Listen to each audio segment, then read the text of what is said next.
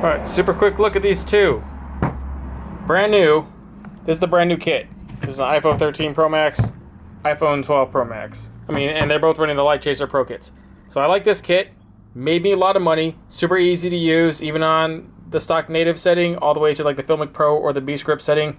I'd recommend this thing way over anything like a B-Script or anything that requires you to change it to just one lens, because all the crap that comes with it and all the good things that make the iPhone great, like the sensor shift stabilization and a few other things that you have to turn off in order to just get that kind of setting, is stupid. So what these do is they utilize all lenses at any given time. You don't have to turn off the censorship. They just work like filters. This is just a CP filter, same thing. Look how much bigger the lenses are on the new updated version. And as far as turning ability, this is always pretty nice, but you really can feather this a little bit better on the glide ability, although they're really just comparable.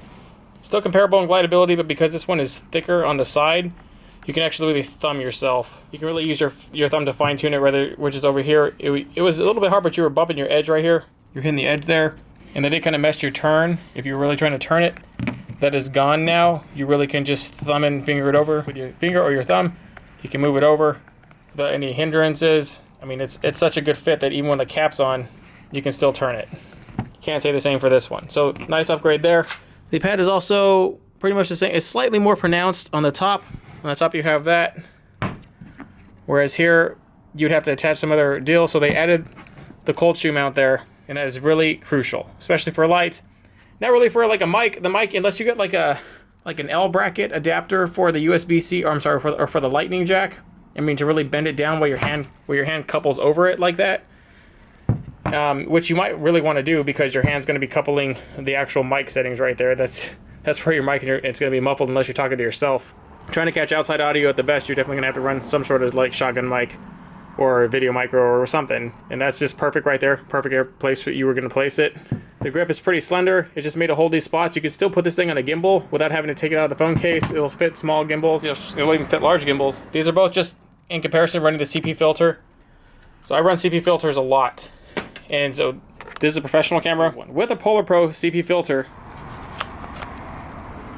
And this works, but it doesn't work near as well as this one. And why did this one work? Because this thing is way, way bigger than the actual lens.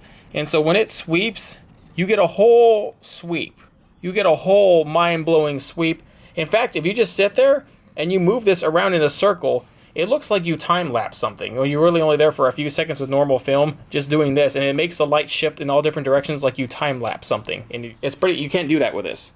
It's very unique. Something you can really only do with a smartphone, specifically with an iPhone, because the iPhone's the only one to have a kit like this. The Litechaser Pro kit is pretty good. One thing I wish, and I will say this officially, is this thing is kind of cheap. I broken one. They're not very durable. You got to be careful. When you have them on, only have them on for your director, and then take them off and put them somewhere safe. If you do end up messing them up, you got to pull this off, and then there's a little fitting in there that has a little screw for you to mount like a cold shoe or something in. You're going to have to pull that out. You're going to have to like unscrew that with a needle nose pliers. It's just kind of fit it in there, and then inside that is an actual tensioning screw that holds the springs together, hold the joints together. It's the only way you can actually access it is if you take that part out. How do I know? Because I tried to fix it, and after like springs flew everywhere and it was unfixable, I found out that's how you would fix it. So if it ever loosens onto you, because these are just plastic, and they are a little bit cheap. They are a nice design. They work fantastic. But, I don't know. Anyways, I think they're a fantastic addition for the money. They bring you, I think, substantially better quality. It's definitely a gain, not a gimmick. It still allows you to do all the things that a smartphone is really good for, like the really great electronic stabilization and a few other things, using all the lenses, versus having to really single out all those lenses, turn off settings, and use it just like a regular camera. By the time you get all the B-Script add-ons to make it all B-Scripty, you might as well just get an entry-level DSLR or mirrorless camera.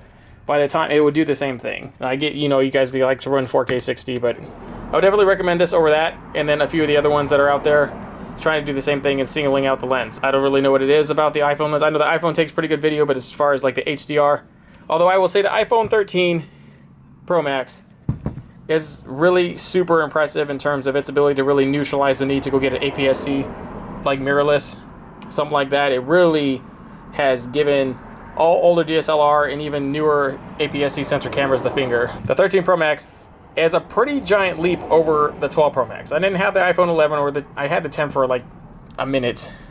And so I was really, really happy with the 10. I rocked the 10 for over a year, just really primarily a filming phone, a secondary filming phone. And, you know, you get the next model. I really got the next model because it had 1 terabyte of storage. I needed 1 terabyte of internal storage. I didn't think the camera was going to be too much better. I know it had the rack focus and all that stuff, but it really is substantially better than the 12. It is totally worth the upgrade. If you really filmmaking and content creation is your thing, the camera is so much better than this one.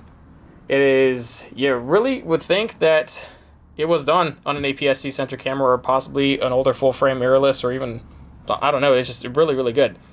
The HDR, the low light, all of it's much better than its predecessor, which was still pretty good, but it does obsolete.